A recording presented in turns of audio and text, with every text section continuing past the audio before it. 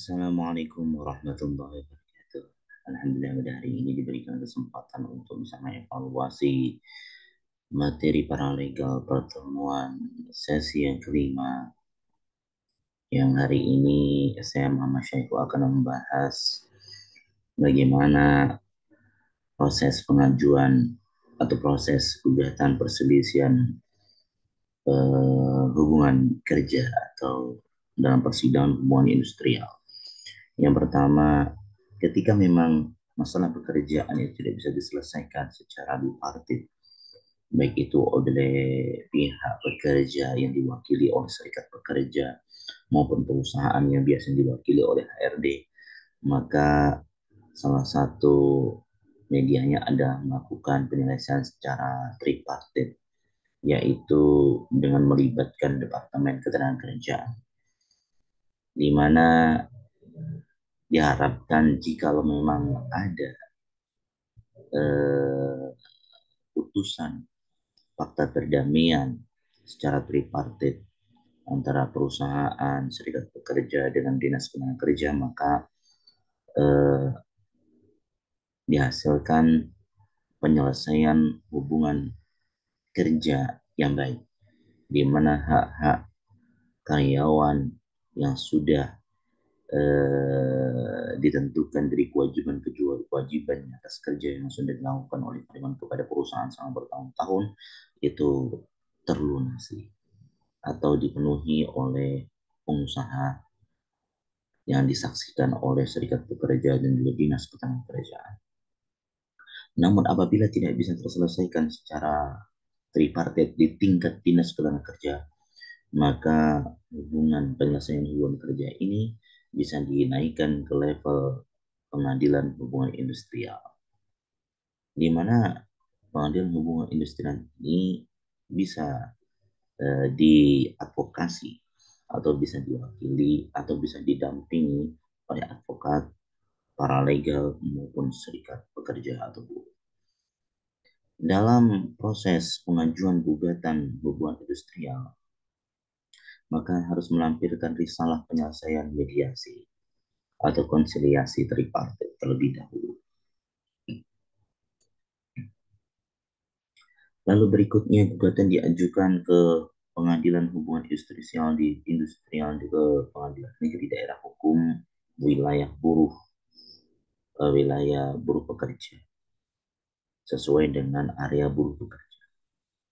Lalu yang perlu diingat adalah batas waktu pengajuan gugatan perselisihan hubungan kerja, yaitu 1 tahun semenjak paklering atau surat PHK itu diterima oleh pekerja dari pengusaha.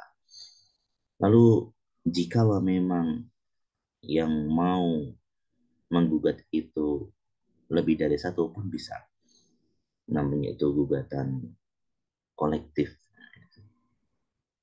dengan berbagai persyaratan yang ada, yaitu eh, pengajuan gugatan diajukan ke pengadilan hubungan industrial melalui daerah hukum buruh pekerja. Yang pertama, ketika dalam proses persidangan, maka majelis hakim akan melakukan pemeriksaan acara biasa. Dalam pemeriksaan acara biasa ini, majelis hakim memanggil para pihak, berarti memanggil para pihak pengusaha yang diwakili oleh kuasa hukum dari pihak pengusaha atau pihak pengusaha sendiri atau orang legal dari pihak pengusaha sendiri, kemudian pihak pekerja yang bisa eh, dihadiri oleh sendiri maupun bisa dikuasakan kepada advokat paralegal maupun serikat buruh. Lalu dalam proses persidangan tersebut eh, pihak pengusaha diberikan hak untuk memberikan jawaban. Lalu setelah menerima jawaban atas gugatan yang diajukan oleh pihak pekerja, baik itu sendiri atau melalui kuasa hukumnya, maka pihak pekerja bisa mendengarkan dan juga pihak pengusaha bisa mendengar putusan selah. yang sifat putusan sela ini terbuka untuk umum. Jikalau memang dalam putusan sela ini eh, terjadi sebuah ketidakpuasan atau ketidaksetujuan dari pihak pekerja, maka pihak pekerja bisa melakukan replik, yaitu respon atau sanggahan atas eh, jawaban pengusaha terhadap gugatan pekerja. Dan bila memang pengusaha bersikukuh mempertahankan prinsipnya, maka pengusaha diberikan hak jawab berupa duplik, yaitu menanggapi replik dari penggugat. Nah, setelah beberapa berkas dokumen diserahkan ke majelis hakim, maka dilanjutkan ke pembuktian.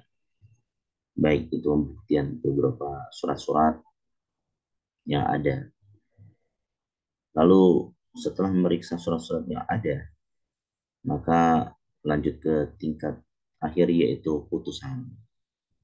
Otomatis majelis hakim akan memberikan putusan apakah hak-hak pekerja itu dipenuhi atau permintaan atau tuntutan pekerja gugatan pekerja itu dipenuhi sebagian ataupun keseluruhan.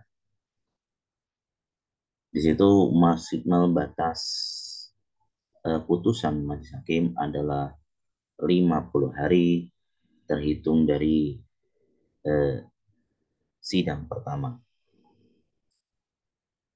Dan